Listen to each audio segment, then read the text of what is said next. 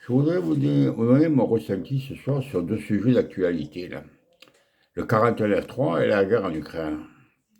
Alors voilà, deux sujets là, qui me tiennent un peu à cœur, parce qu'en ce moment, hein, bon, ben, on parle que de ça.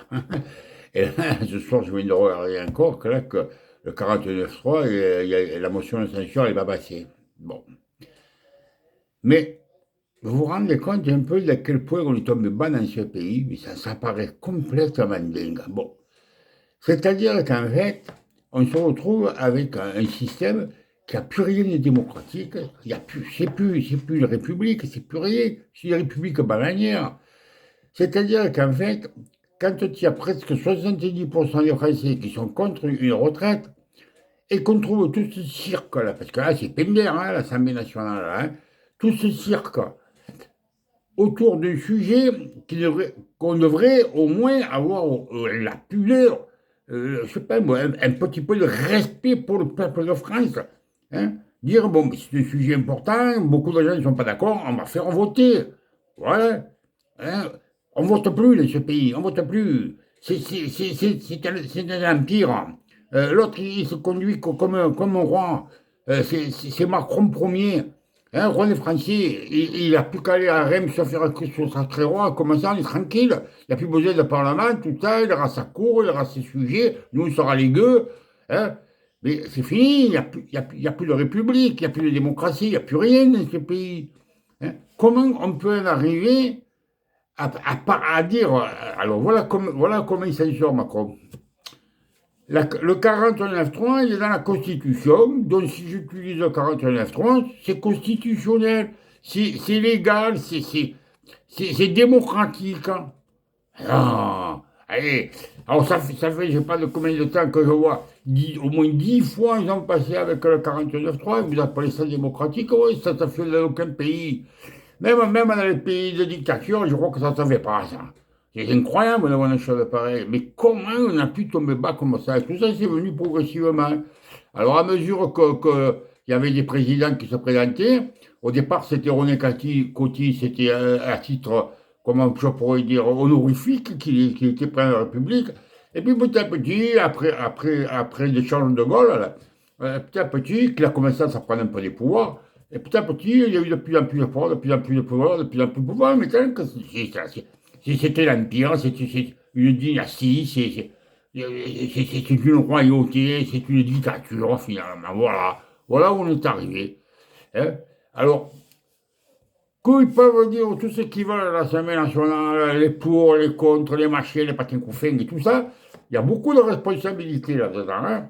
Parce que quand je vois Mélenchon moi, qui monte au créneau, hein, il gueulait comme un veau il fallait remettre Macron en place, hein, qu'il ne voulait pas Marine Le Pen, alors qu'il a qu'à fermer sa gueule lui aussi. Hein.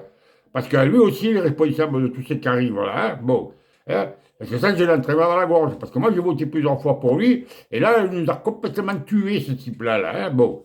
Alors, hein, alors, comme je dis, c'est un cirque, cette assemblée nationale. Là. Il y en a beaucoup qui se prennent pourquoi là-dedans, alors que finalement, c'est eux qui nous ont foutu dans cette merde. Hein. Voilà. Bon, enfin, c'est comme ça. Alors maintenant, il reste à savoir si les Français, hein, ils arrêtent d'être des moutons, d'être des bœufs, d'être des types soumis, hein, et qui relèvent un peu la tête, qui sortent dans la rue. Hein. Parce que là, je vois qu'il y en a beaucoup qui sortent dans la rue. Je suis content, parce que moi, je suis trop vieux, parce que je serai dans la rue. Ça, je vous le dis tout de suite. Hein. Bon. Enfin, bon, les choses sont comme ça. Reste à savoir comment ça va se passer. Si les Français, c'est des moutons, eh ben, ils seront jusqu'à 64 ans, puis peut-être jusqu'à 70, 75, je ne sais rien. Hein. Parce que quand on parle des métiers pénibles, laissez-moi vous dire, comment je travaillais dans la métallurgie, si j'avais dû travailler jusqu'à 64 ans, je ne serais pas là en train de vous faire votre vidéo. Hein. Je serais mort depuis un moment, hein, parce que c'était un travail qui était extrêmement pénible. J'ai la colonne vertébrale complètement fracturée, ou massacrée, que j'arrive pratiquement plus rien à faire, parce que je ne peux même plus marcher, parce que ça continue. Hein. Voilà. Hein, alors, parce que c'est plus des gens en cravate, là. Hein, ils n'ont jamais touché un marteau, ils n'ont jamais rien touché, ils n'ont jamais touché un outil, ils savent pas ce que c'est que de planter un clou. Hein, et ils viennent te parler, il faut travailler jusqu'à 64 ans, ils ne savent même pas ce que c'est le travail. C'est pas un travail qu'ils font, c'est une pantalonnade, là, là, là, hein. Alors voilà ce que je voulais dire là-dessus. Bon. Après, pour cette guerre en Ukraine, alors là, je rigole. Alors là, les informations, alors on est bien informé dans ce pays, alors là, chapeau, hein. Alors, il n'y a que des gens qui savent tout, hein. Et ils commencent, quand tu vois les émissions, alors, il semblerait, mais ça ne sont pas sûrs, hein, bon, il semblerait, bon. D'après un militaire sur le terrain, d'après un militaire sur le terrain, il y a 1 kilomètre de front, il y a un militaire qui a tout réglé, lui, il a tout dit, il a tout ce qui s'est passé, on sait tout avec lui, tu vois, bon. Probablement, mais c'est pas sûr. Voilà. Il n'y a pas d'information officielle, mais il semblerait, il n'y a pas d'information officielle, hein, mais il semblerait que, etc. Et ça. Le chef des renseignements aurait décidé de. Il aurait, il n'a pas fait, je ne sais pas s'il a fait. Voilà ce qu'on entend quand on entend parler de la guerre d'Ukraine. Après, alors un coup, on te dit que les Russes, ils ont plein de bombes. Le lendemain, ils te disent que ça a commencé à baisser, et alors qu'il manque de munitions. Un coup, on te dit que l'armée russe est en déroute. Le lendemain, on te dit qu'ils avancent sur tous les fronts. Un coup, on te dit que l'Ukraine, les soldats ukrainiens, ils sont au bout du rouleau, ils vont craquer. Hein, on ne sait pas combien de temps ils vont tenir. Le lendemain, on te dit qu'ils vont faire le contre-offensive avec quoi? Je ne sais plus. Hein. En fait, cette télévision-là, ou sur Google, là, hein, c'est le film, vous savez. Je sais rien, mais je dirai tout. Voilà où on en est. On nous prend encore pour des chrétiens, encore on nous enfume. Cette télévision, c'est la télévision des multinationales. Elle nous raconte pas ce qu'ils veulent, hein. Ils nous prennent pour des chrétiens, mais alors que d'une façon inimaginable. Des fois, j'en reviens même pas à quel point on peut arriver à filmer le peuple de France comme ça, et ça marche. Ils écoutent ça comme des bulles. Bon, alors, ils sont malins, hein, à la télévision, hein, parce que c'est la télévision, c'est la voix de l'Amérique qu'ils entendent, hein, c'est la voix des milliardaires, hein, parce que c'est tous ces milliardaires-là. Qu'est-ce que vous croyez que c'est?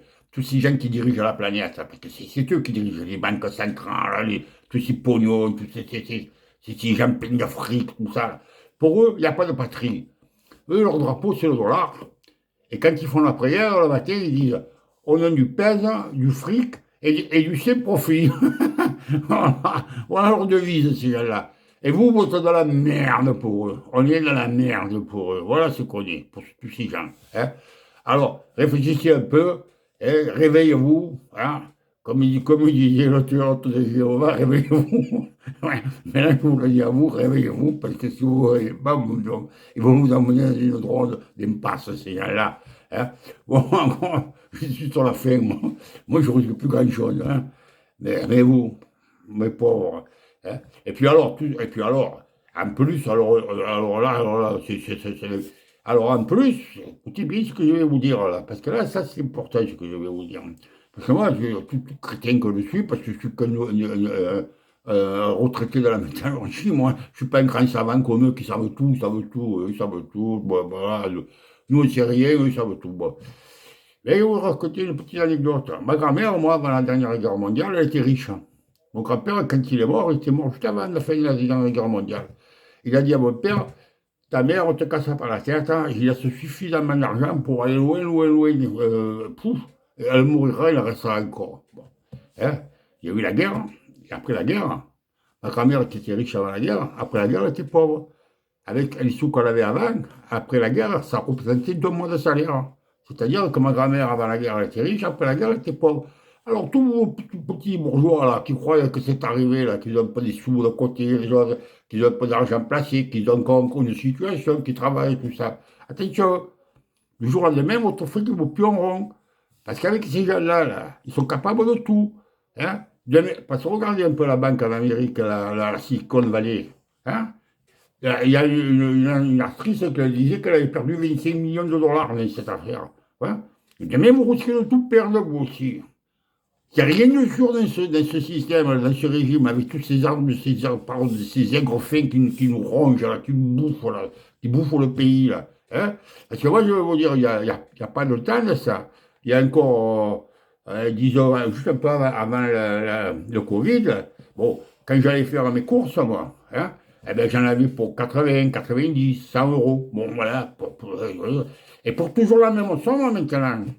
J'en suis à 120, 130 et 140 euros. Hein.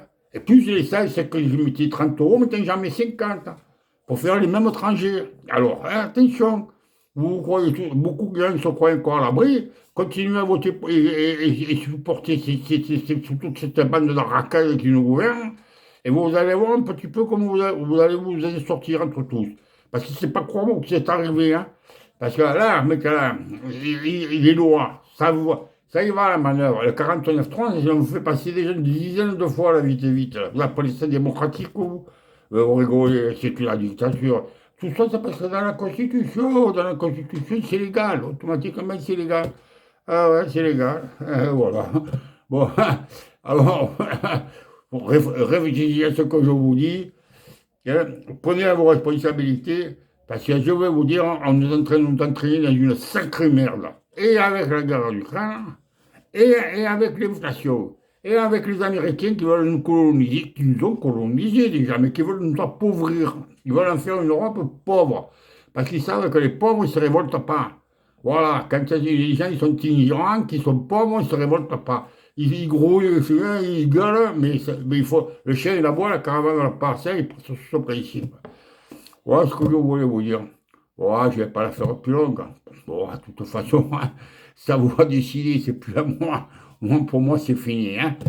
Allez, je vous laisse et réfléchissez un peu à ce que je vous dis. Faites-en à votre profit ou n'en faites pas, puis vous verrez bien ce qui va vous arriver. Allez, tchou tchou, ciao.